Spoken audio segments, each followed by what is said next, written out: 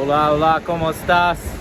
Down here in Lima, Peru, in the central part of town called Centro, downtown.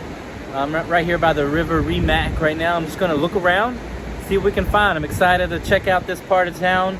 A lot of culture here, a lot of food, a little grimier, a little edgier, just my type of thing. Let's see what's happening.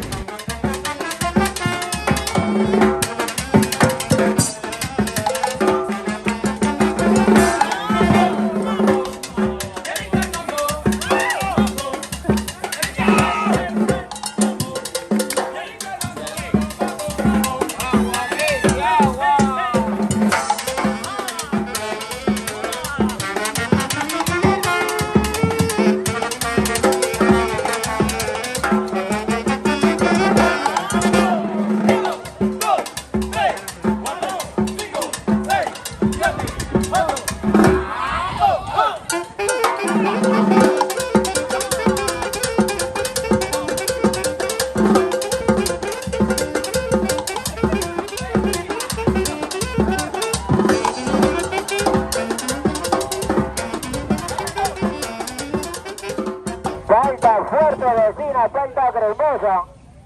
Tenemos la canta fuerte. El pecado. Pero dice la Biblia que en ese día llegó